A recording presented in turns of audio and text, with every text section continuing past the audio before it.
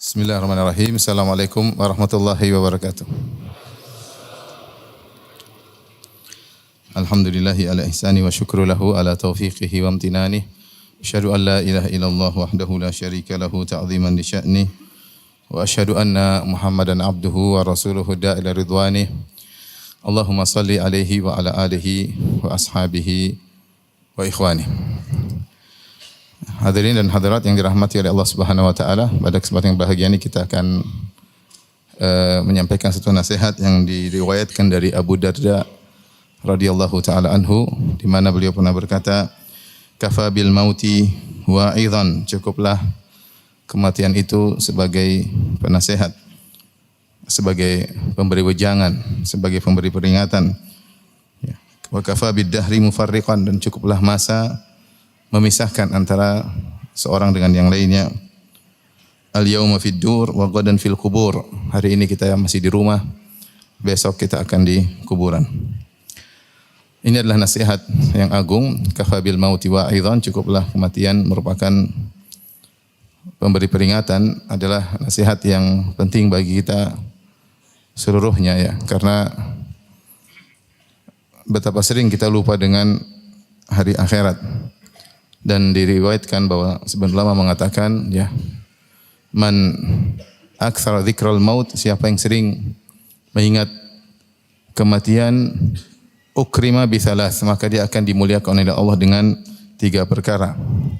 Yang pertama adalah ta'jilut taubah, dia segera untuk bertaubat. Yang kedua an-nasyat fil ibadah, dia akan semangat untuk beribadah. Dan yang ketiga adalah ridha bil qalil, dia akan ridha meskipun yang dia dapatkan dari dunia hanya sedikit. Wa man nasya dzikral maut, siapa yang lupa dengan mengingat kematian, ubtuliya bi tsalas, maka dia akan diberi bencana dengan 3 bencana. Yang pertama taswifut taubah, dia akan menunda-nunda taubat. Dan yang kedua, dia akan malas dalam beribadah, tenggelam dalam kemaksiatan. Yang ketiga adalah tidak ridha, adamur ridha bil qalil, dia tidak ridha dengan sedikitnya dunia. Inilah yang terjadi, ya. Manusia di antara dua, antara dimuliakan dengan 3 perkara atau dihinakan dengan 3 perkara. Jika dia banyak mengingat kematian, maka akan nampak dari perilakunya, yaitu dia sering bertobat, sering beristighfar, karena dia tidak tahu kapan dia akan dipanggil oleh Allah Subhanahu wa taala. Kemudian yang kedua, dia akan semangat beribadah. Ini bukti bahwasanya dia ingat akan hari akhirat, dia tahu waktu dan umurnya cuma sedikit. Yang Nabi SAW pernah berkata, "Sholli sholata muwaddi'in." Salatlah engkau seakan-akan ini salat terakhir bagimu. Sehingga orang yang merasa dia akan meninggal, dia akan semangat dalam beribadah. Yang ketiga, ridha bil qalil. Dia akan ridha dengan sedikit yang dia miliki. Dia tahu bahwasanya kehidupan dunia hanyalah sementara. Dia tahu bahwasanya kematian bisa menjemputnya kapan-kapan saja. Tetapi jika seorang lupa dengan mengingat kematian, maka dia akan dihinakan dengan 3 perkara. Sebaliknya, kalau dia bermaksiat, maka dia taswif, menunda-nunda taubat. Dia tidak bertaubat. Dia merasa umurnya masih panjang.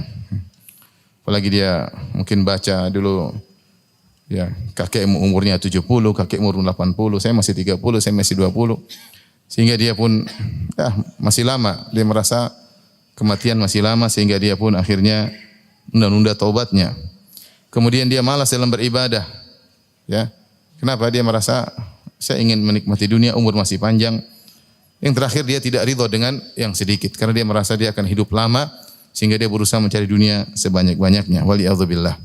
Oleh karenanya, mengingat akan kematian adalah perkara yang sangat dianjurkan, bahkan dianjurkan oleh Nabi sallallahu alaihi wasallam.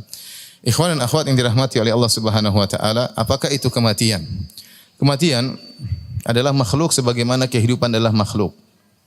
Allah Subhanahu wa taala berfirman, "Tabarakalladzi bi yadihil mulku wa huwa ala kulli syai'in qadir, alladzi khalaqal mauta wal hayata liyabluwakum ayyukum ahsanu amala." Alladzi khalaqal mauta wal hayata. Dialah Allah yang telah menciptakan kematian dan menciptakan kehidupan. Liyabluwakum, untuk menguji kalian, ayyukum ahsanu amala. Mana di antara kalian yang terbaik amalannya. Sebagaimana kehidupan diciptakan, kematian juga diciptakan. Makanya dalam hadis pada hari kiamat kala yu'tabil maut ala hayati al-kabsh. Pada hari kiamat kala akan dihadirkan kematian dalam bentuk seekor domba, kemudian disembelih di antara penghuni surga dan di antara penghuni neraka. Kemudian dikatakan, ya ahlul jannah khuludun la mauta fih. Kekalah abadi, tidak ada kematian di dalam surga. Wa ya ahlan nar, wahai penghuni neraka, khuludun la mauta fih. Ketahuilah bahwasanya tidak ada kematian lagi dan akan hidup selama-lamanya karena kematian telah disembelih di antara penghuni surga dengan penghuni neraka. Ini menunjukkan bahwasanya kematian adalah makhluk yang diciptakan oleh Allah Subhanahu wa taala dan dia akan dihadirkan pada hari kiamat kelak untuk disembelih.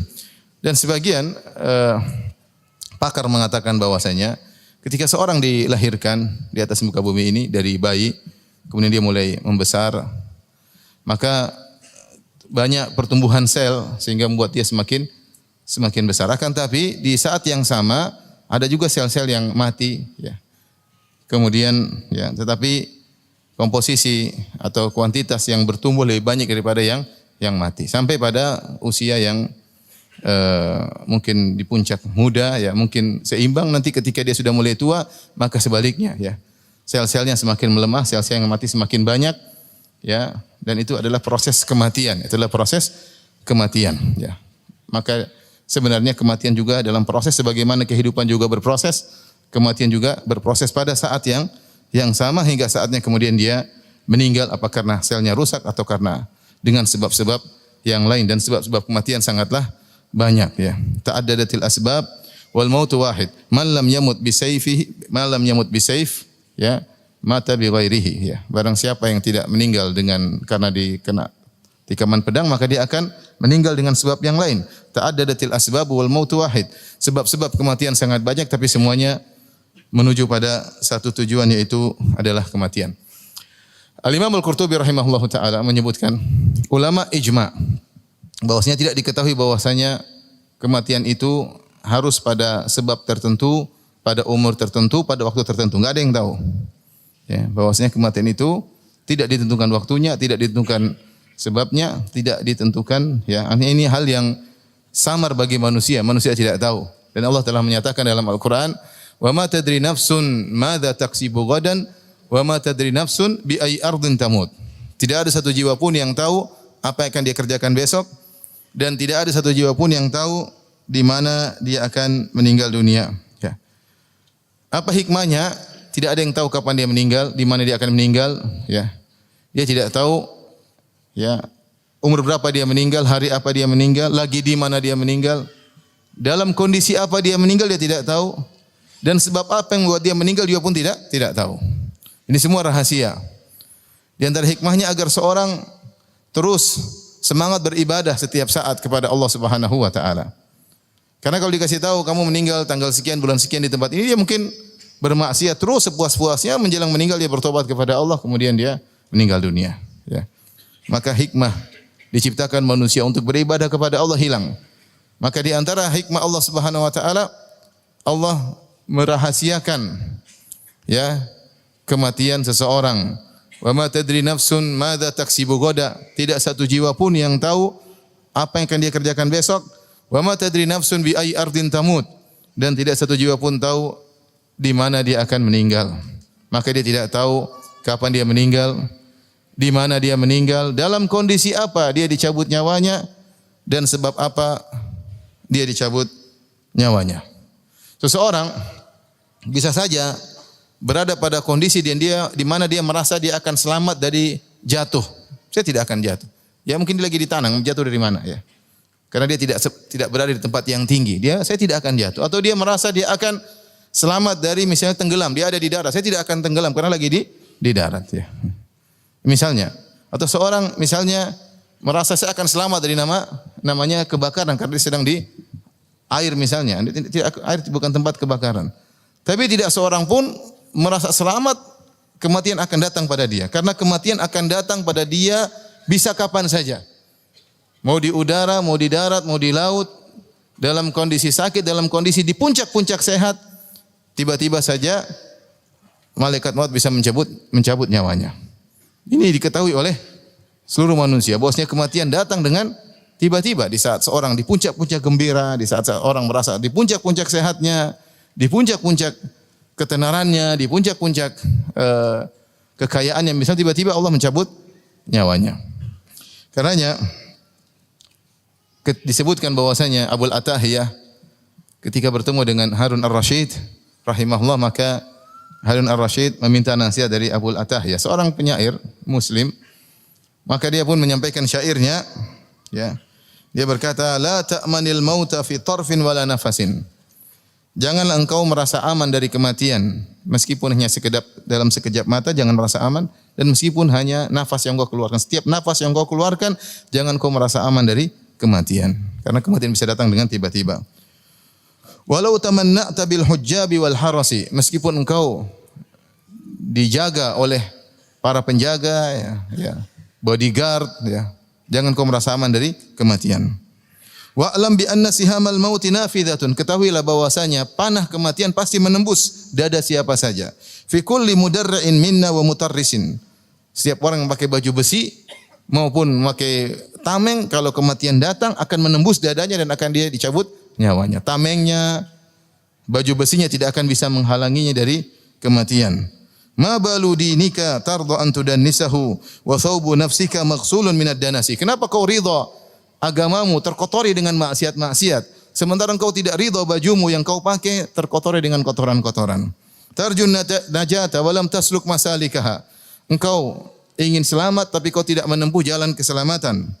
Inna safinata la tajri 'alal yabisi. Sungguhnya kapal tidak mengalir atau tidak berlayar di atas daratan. Maka disebutkan Harun ar-Rasyid rahimahullah kemudian menangis ketika mendengar bait syair ini. Artinya apa? Tidak ada yang bisa menghalangi kematian. Mau raja, mau bodyguardnya banyak. Bagaimana dia mau dijaga semua bodyguard? Bodyguardnya saja meninggal dunia. Bodyguard saja meninggal dunia. Ya. Kita mendengar berita tentang misalnya Abdul Aziz Al-Fagham rahimahullahu ta'ala, ya, bodyguardnya Raja Salman yang sempat menarik perhatian dunia ketika itu dengan kehebatannya, ahli dalam segala hal, dengan bodinya yang tinggi, dengan pandangannya yang awas. Semua orang terpukau dengan dia, tiba-tiba meninggal dunia. Tiba-tiba meninggal dunia. Ya, bagaimana seorang raja berlindung di balik seorang bodyguard juga meninggal dunia. Maka benar kata Abul Atahiyah, la ta'manil mauta fi tarfin wala nafasin. Jangan kau merasa aman dari kematian meskipun dalam sekejap mata, meskipun nafas yang kau keluarkan, ya, sekali hembusan nafas. Ikhwan dan akhwat yang dirahmati Allah Subhanahu wa taala. Itulah kematian akan mendatangi orang kemanapun dia berlari.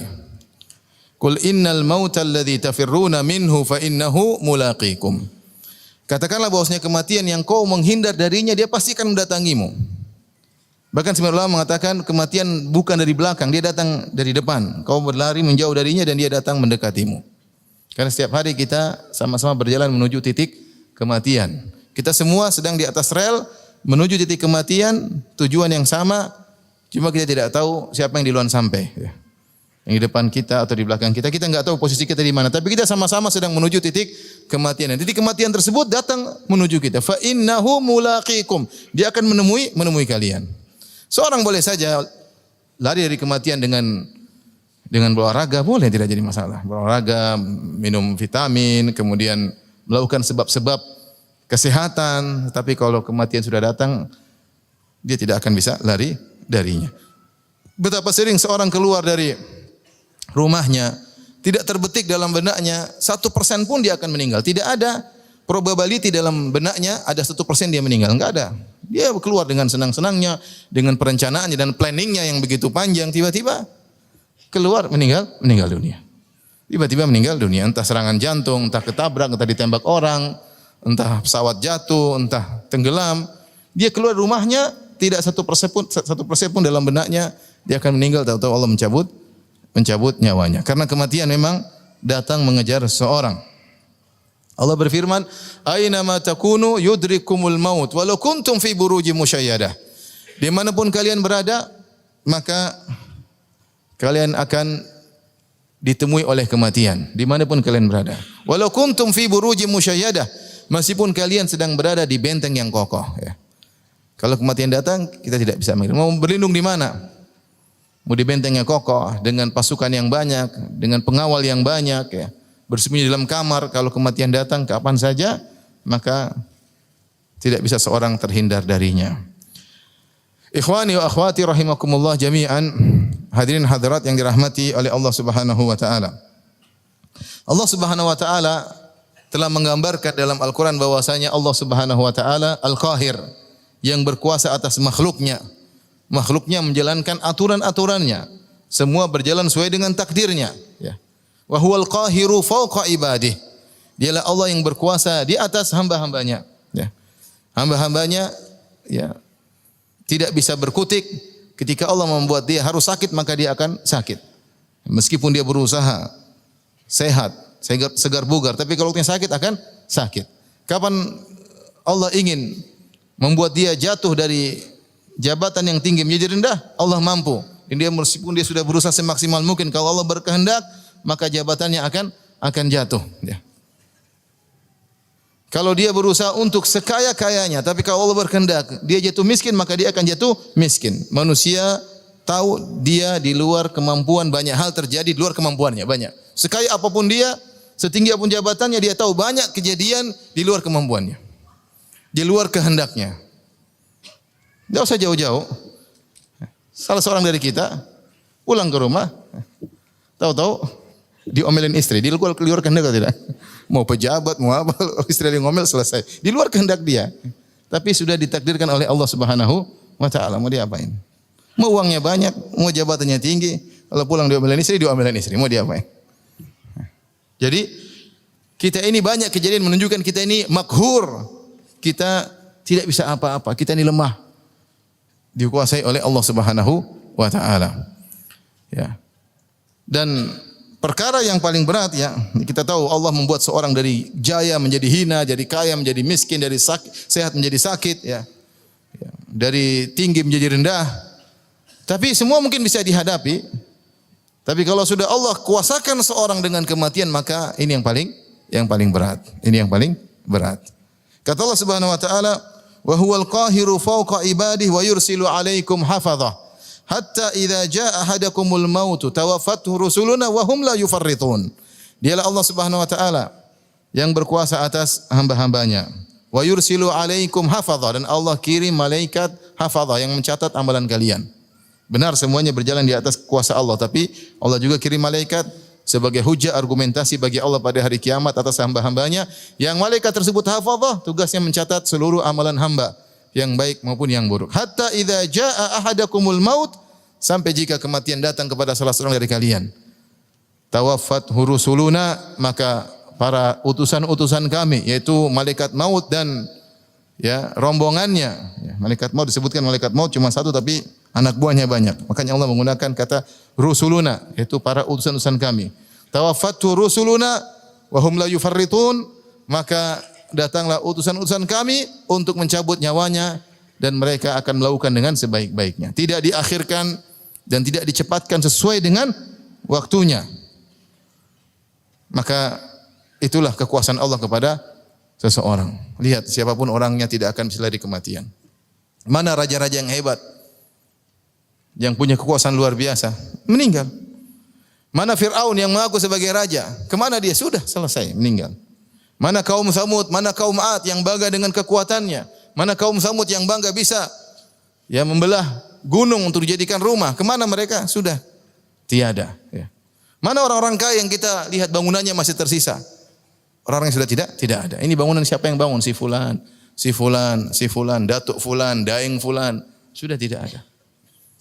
Kekayaan tersebut tidak menunda umur mereka sedikit pun. Jabatan mereka tidak menunda umur mereka sedikit pun. Jangan menyangka bahwasanya harta yang kita miliki, kekayaan yang kita miliki bisa menunda sedikit pun umur kita. Tidak ada.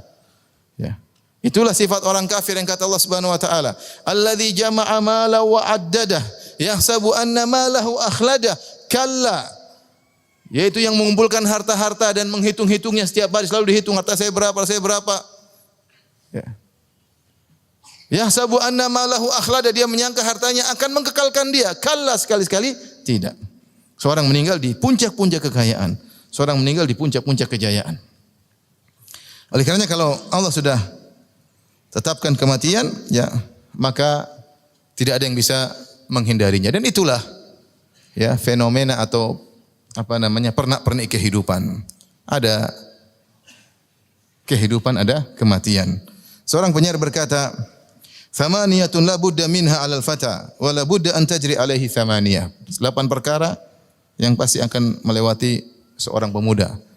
Dan 8 perkara ini pasti menjalani seorang pemuda. Apa 8 perkara tersebut? Sururun wa hamun. Sururun wa hammun. Kegembiraan dan kesedihan. Wa ijtima'un wa furqatun. Pertemuan dan perpisahan. Begitulah kehidupan kita. Wa yusrun wa usrun, ada kemudahan, ada kesulitan. Wa saqmun wa afiyah, ya. Ada namanya sakit dan ada namanya sehat. Kita berkumpul, kita akan berpisah. Berpisah secara fisik atau berpisah dengan kematian, ya. Kata Jibril alaihissalam kepada Nabi sallallahu alaihi wasallam, "Ya Muhammad, ish ma syi'ta fa innaka mayyitun." Wahai Muhammad, hiduplah yang kau sukai, kau akan meninggal dunia. Dan ini sesuai dengan firman Allah Subhanahu wa taala, "Innaka mayyitun wa innahum mayyitun." Kau akan meninggal dan mereka akan meninggal.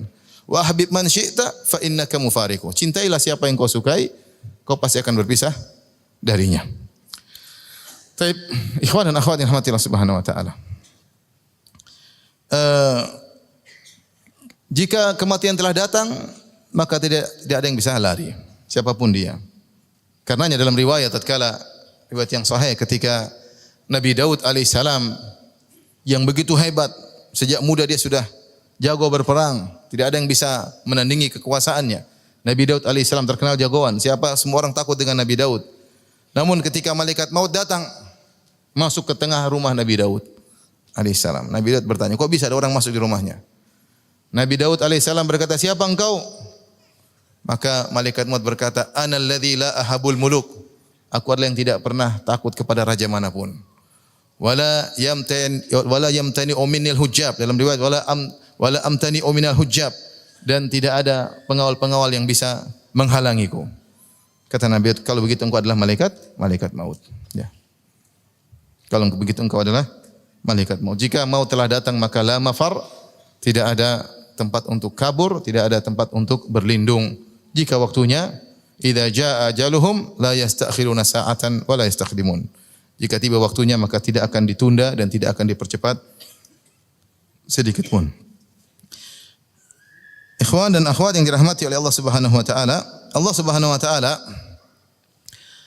mengingatkan dalam banyak ayat tentang kematian. Tadi beberapa ayat sudah kita sebutkan, seperti ya, qul innal mauta alladzi tafirruna minhu fa innahu mulaqikum. Sungguhnya kematian yang kalian lari darinya pasti akan menemui kalian. Aina ma takunu yudrikumul maut, dimanapun kalian berada maka kalian akan ditemui oleh kematian. Walau kuntum fi buruji musyayadah, meskipun kalian berada di benteng yang kokoh. Di antara juga Allah berfirman, kullu nafsin dha'iqatul maut. Setiap yang bernyawa pasti merasakan kematian. Dan ini kita tahu lafal kullu adalah lafal umum. Kullu nafsin, setiap jiwa, semua yang berjiwa, laki atau perempuan, ya, tua atau muda, kaya atau miskin, pejabat atau rakyat jelata, terkenal atau tidak terkenal, dha'iqatul maut, dia akan mencicipi kematian, ya. Di sini dalam ayat ini Allah Subhanahu wa taala menyebutkan tubuh yang merasakan kematian dengan kata dha'iqah. Dha'iqah itu artinya mencicipi. Padahal dalam bahasa Arab zauq itu adalah rasa, adalah yang dilakukan oleh indera lisan, mencicipi, ya. Pahit atau manis, asin, ya, atau tawar, ya. Maka dengan menggunakan lidah mencicipi. Para ulama membahas kenapa Allah Subhanahu wa taala menyebutkan kematian dengan dicicipi. Setiap kalian akan mencicipi namanya kematian. Ini disebut dengan kinayah, ya, kiasan, ya, untuk menunjukkan bahwasanya seakan-akan Allah berkata kalian akan merasakan kematian seperti kalian meminum sesuatu, ya. Karena dekatnya kematian tersebut, seorang minum dekat, dirasakan benar-benar, bukan dari jauh dia merasakan, bukan dari hangat dari jauh atau dia merasakan terik dari jauh, tidak, langsung dia rasakan dalam tubuhnya, dalam mulutnya, dalam mulutnya, dan benar-benar kematian tersebut merasuk dalam raganya. Maka digunakan kata mencicipi.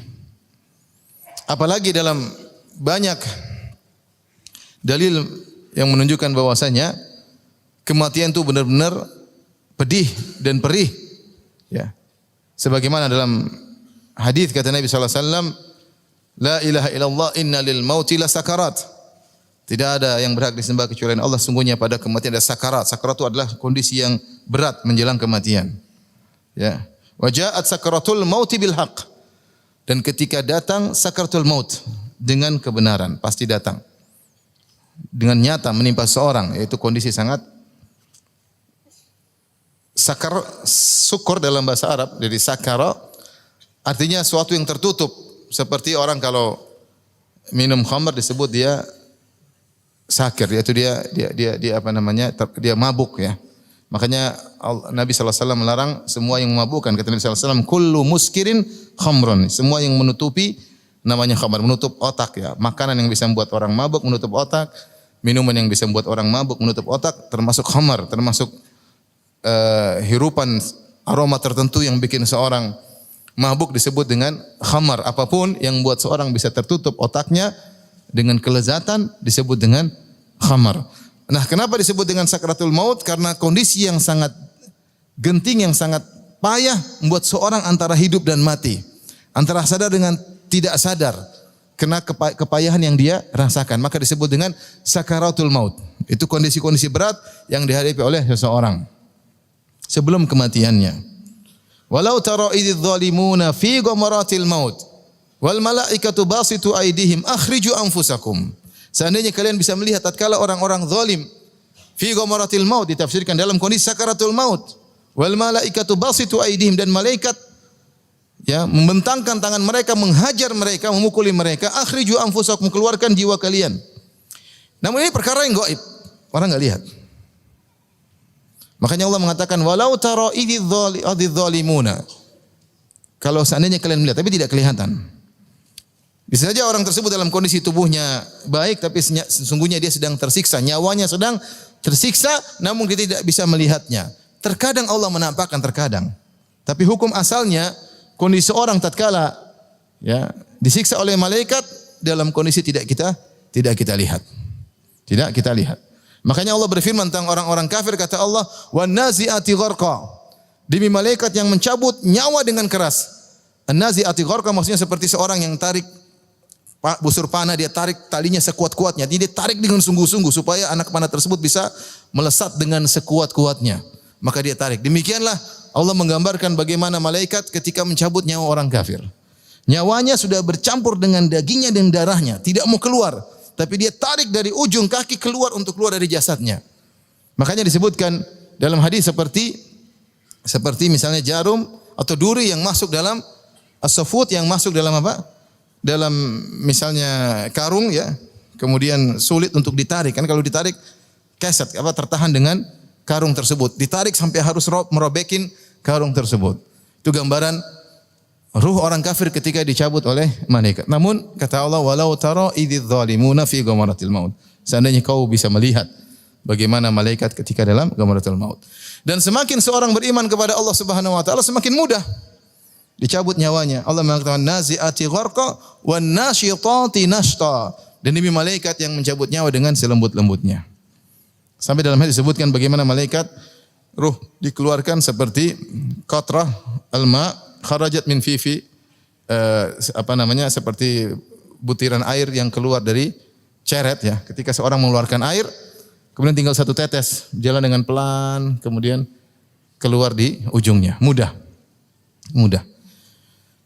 Namun apapun yang terjadi, ya sakarat itu ada. Ya. Kematian, ya sakarat adalah muqaddimah daripada kematian. Ya. Sakarat bisa dirasakan demikian juga oleh orang beriman. Nabi SAW merasakan sakarat. Tetapi ketika beliau meninggal dengan tenang. Ya. Meninggal dengan tenang. Tapi kepayahan ketika pas ihtidar, ketika dicabut nyawa, ini perkara yang gaib. Perkara yang gaib.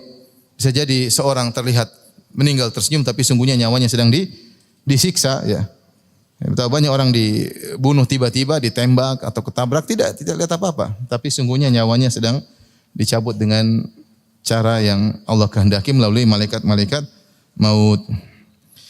Ikhwan dan akhwat yang rahmati Allah Subhanahu wa taala.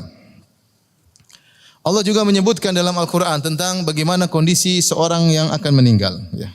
Seperti dalam surat Al-Waqiah kata Allah Subhanahu wa taala, "Falaula idza balagatil hulqum wa antum hina idzin tanzurun wa nahnu aqrabu ilaihi minkum walakin la tubsirun." Ya, ketika idza balagatil hulqum, ketika ruh sudah mencapai di kerongkongan, sudah mau dicabut oleh dia dalam kondisi ihtidhar, yaitu mau meninggal, mau dicabut nyawa. Wa antum hina idzin tanzurun, dan ketika itu kalian sedang melihat orang tersebut ihtidhar, dia mau meninggal dunia, mungkin susah bernapas dan yang lainnya. Kata Allah, wa nahnu aqrabu ilaihi minkum walakin la tubsirun. Akan tapi kami lebih dekat kepada dia daripada kalian. Maksudnya malaikat-malaikat. Allah menggunakan kami, maksudnya malaikat maut. Kami lebih dekat kepada orang yang mau dicabut nyawanya tersebut daripada kalian yang sedang menyenguknya. Wa nahnu aqrabu ilaihi minkum walakin la tubsirun. Akan tapi kalian tidak melihat kami. Falaula in kuntum ghaira madinin tarji'unaha in kuntum shadiqin. Kalau kalian merasa bahwasanya kalian tidak akan dibalas oleh Allah di akhirat kelak, kembalikan nyawa orang tersebut jika kalian mampu. Tidak mampu. Dan demikian Allah menggambarkan ketika seorang akan meninggal dunia, dia melihat malaikat maut dengan rombongannya datang menghadirinya, berbicara dengan nyawanya, keluar kamu, tapi orang di sekitarnya tidak ada yang tahu, perkara gaib. Nyawa dengan malaikat sedang berbicara. Malaikat sedang berbicara dengan nyawanya. Dia sudah tidak bisa berkata-kata. Dia hanya memandang dan orang-orang sekitarnya tidak tahu apa yang terjadi pada dia. Tiba-tiba nyawanya dicabut oleh malaikat maut. Demikian juga Allah Subhanahu wa taala berfirman ya, dalam surat Al-Qiyamah, "Kalla idza balagatit taraqi wa qila man raq wa dhanna annahu al-firaq wal taffatis saqu bis-saq ila rabbika yawma idzinil masaq." Kata Allah Subhanahu wa taala, "Kalla idza balagatit taraqi." Tatkala ruh sampai ke taraqi. Taraqi itu tulang selangkang, itu sudah mencapai ke leher.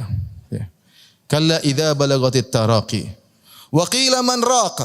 Maka dua tafsiran. Tafsiran pertama mengatakan maka dikatakan kepadanya, siapa yang bisa menyembuhkannya lagi? Enggak ada yang bisa menyembuhkannya. Mau dokter, mau pakar. Wa qila man raq, siapa yang bisa menyembuhkannya lagi?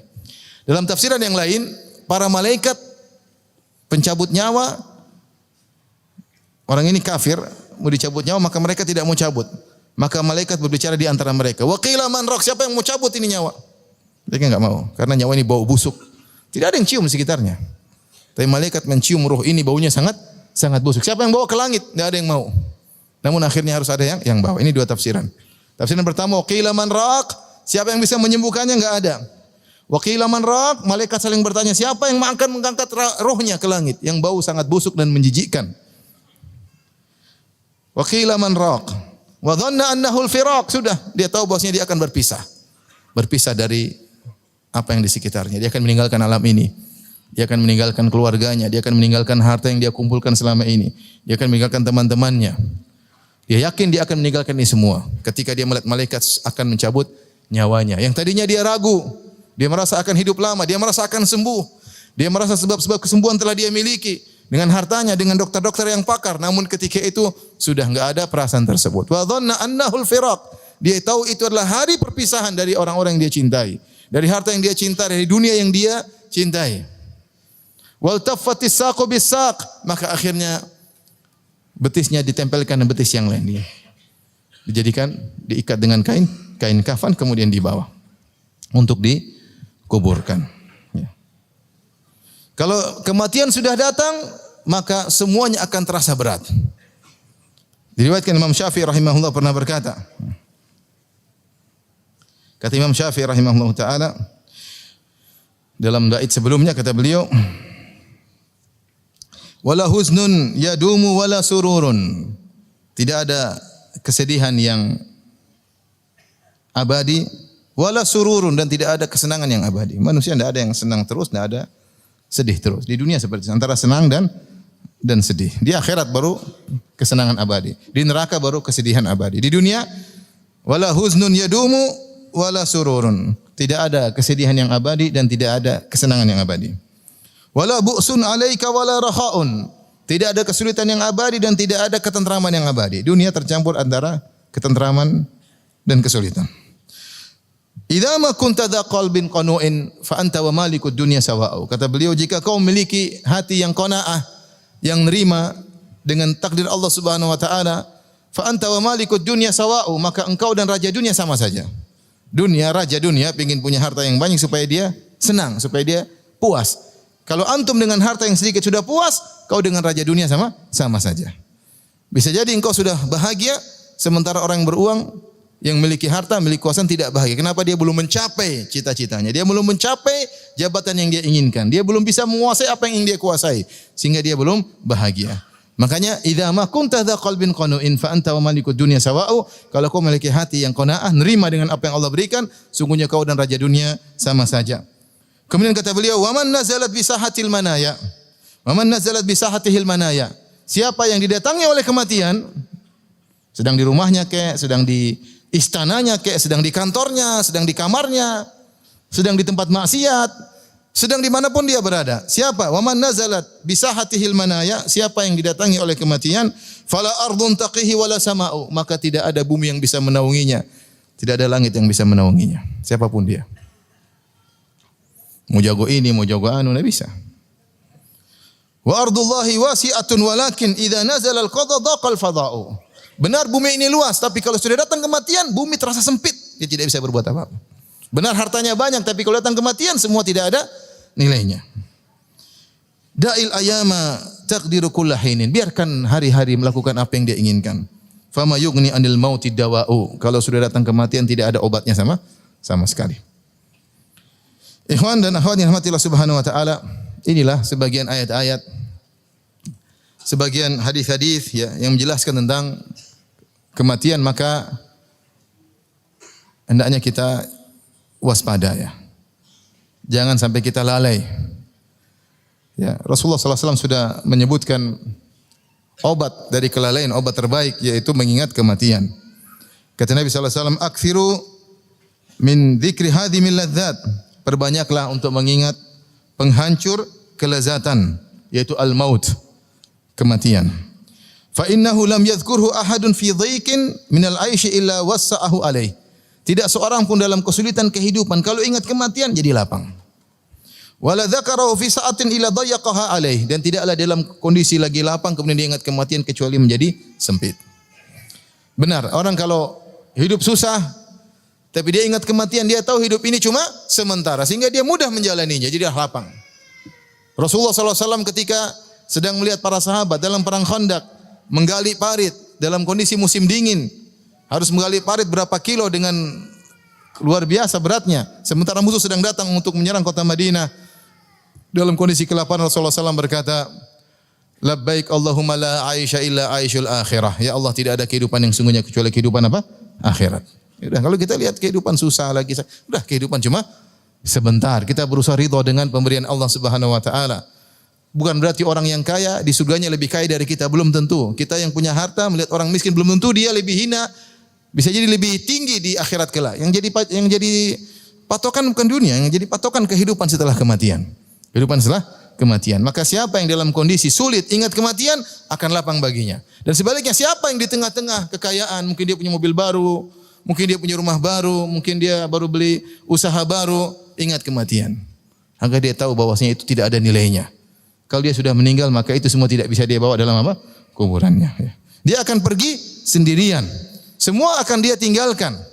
Maka dia akan merasa bahwasanya harta yang dia miliki tadi sempit, enggak ada nilainya. Oleh karenanya ketika seorang meninggal dunia, apa kata Nabi sallallahu alaihi wasallam? Yatba'ul mayyit salas. Mayat itu diikuti oleh 3 perkara. Ahluhu wa maluhu wa amaluhu. Hartanya, keluarganya dan amalnya. Fayarji'al itsnan wa yabqa wahid. Yang 2 akan pulang tinggal 1. Istrinya, anaknya akan meninggalkan kuburan tersebut. Hartanya akan meninggalkan dia. Mungkin budaknya ikut, mungkin diantar pakai mobil yang dia baru beli. Semua itu akan pergi meninggalkan kuburan tersebut. Yang tetap bersama dia hanyalah amalnya. Amal soleh atau amal buruk. Makanya disebutkan dalam hadis, di antara kesedihan yang dirasakan oleh mayat, benar-benar dia sedang sendirian. Kata Nabi SAW, al-abdu idza wudi'a fi qabrihi, ya, wa tuwliya wa dhahaba ashabuhu hatta innahu la yasma'u qar'ani alihim atahu malakani faqadahu. Jika seorang hamba telah dimasukkan dalam kuburan, kemudian orang-orang meninggalkan dia, istrinya, anaknya, teman-temannya, ya. Yang tadi suara isakan tangisan di sekelilingnya. Berapa lama sih? 5 menit, 10 menit, 15 menit, setengah jam kemudian mereka meninggalkan kuburannya. Yang membuat sedih, Allah menjadikan dia mendengar bunyi sendal yang meninggalkan kuburan tersebut. La yasma'u qur'ani alihim, sehingga dia dengar suara sendal pergi meninggalkan dia semakin jauh. Betapa sedihnya, ya. Betapa sedihnya. Sampai begitu merasakan akan hal ini, kalau tidak salah Abdullah bin Amr bin As mewasiatkan, jika saya meninggal kalian jangan dulu pergi sampai seukuran kalian menyembelih seekor onta. Dia tidak ingin sendirian, tapi harus sendiri. Orang-orang pergi dan dia mendengar suara tersebut meninggalkan dia. Betapa kesedihan dia, sadar ternyata dia sekarang sedang sendirian. Yang menemani cuma apa? Amalnya. Oleh karenanya ikhwan, seringlah ingat kematian. Sampai seorang salah mengatakan, aku tidak mau mengingat kematian. Aku takut hatiku rusak. Orang kalau tidak ingat kematian hatinya rusak. Mudah bermaksiat, ya. Mudah melihat apa yang mau dia lihat, ya. Mudah membuang-buang waktu, mudah membuang-buang umur. Dia buang-buang umurnya, dibuang waktunya, ya. Sampai ada perkataan indah dari Syekh Sa'di rahimahullahu taala bahwasanya 1 detik yang kita lewati di dunia ini balasannya ya mungkin 1 dunia ini di akhirat kelak. 1 detik yang kau ucapkan untuk astaghfirullah, la ilaha illallah, balasannya adalah kenikmatan abadi. Tidak bisa dibandingkan dengan dunia ini. Makanya disebutkan khairun mimma talat alaihi syams. Zikir yang lebih baik daripada dunia ini yang matahari terbit di atasnya. Subhanallah, alhamdulillah, wa la ilaha illallah, Allahu akbar. Tapi kita sekarang kita buang-buang waktu kita. Kenapa? Karena kita tidak ingat kematian. Siapa ingat kematian, dia tahu bahwasanya umurnya sedikit, maka usaha tentang akhiratnya akan dia pacu. Umur saya tidak banyak, saya harus melakukan ini, saya melakukan ini. Sehingga dia manage waktunya. Kalau dia bermaksiat, segera beristighfar kepada Allah Subhanahu wa taala. Caranya bagaimana? Aktsiru min dzikri hadhimil ladzat. Mau tidak mau kita sering ingat kematian. Mereka itulah orang-orang yang cerdas. Ketika Nabi SAW ditanya, Ayul mu'minina akyas, siapa orang yang paling cerdas di antara orang-orang beriman? Maka Nabi SAW menjelaskan bahwasanya mereka adalah yang paling aktsaruhum lil mauti dzikran wa ahsanhum lima ba'dal mauti istidadan, yaitu orang yang paling banyak ingat kematian dan yang paling bersiap untuk menghadapi setelah kematian. Ulaikal akyas. Mereka adalah orang-orang yang cerdas. Terakhir, karena sudah waktu azan, kita bicara tentang kematian. Yang lebih dahsyat adalah setelah kematian tersebut. Yang lebih dahsyat adalah setelah kematian tersebut. Kematian adalah pengingat agar kita bersiap untuk yang setelahnya. Benar kematian perih, benar kematian menyedihkan. Siapa yang tidak takut mati? Semua orang tidak suka mati. Makanya kita olahraga, makanya kita makan, makanya kita berobat. Karena kita mau mati, tidak mau berpisah dari istri yang kita cintai, tidak mau berpisah dari anak-anak yang kita cintai, tidak mau berpisah dari orang tua kita. Ya. Namanya perpisahan itu adalah kesedihan. Semakin kita mencintai seseorang, maka perpisahan semakin pedih. Subhanallah. Hukum dunia. Kata Jibril kepada Nabi, ahbib man syi'ta fa innaka mufariquh. Cintai siapa yang kau kehendaki, kau pasti akan berpisah darinya. Semakin Anda mencintai seorang, semakin sedih perpisahan tersebut. Namun itulah yang pasti kita jalani, ya. Yang pasti kita jalani. Oleh karenanya kematian itu tidak enak, tapi ada yang lebih dahsyat, itu apa yang setelah kematian. Maka marilah bersama-sama kita berusaha untuk sering-sering ingat kematian agar kita semangat untuk beribadah. Kalau bermaksiat segera bertobat kepada Allah Subhanahu wa taala. Wallahu taala alam bisawab. Baik, demikian saja kajian kita. Insyaallah kita lanjutkan di kesempatan yang lain. Subhanakallah bihamdik asyhadu an la ilaha illa anta astaghfiruka wa atubu ilaik. Assalamualaikum warahmatullahi wabarakatuh.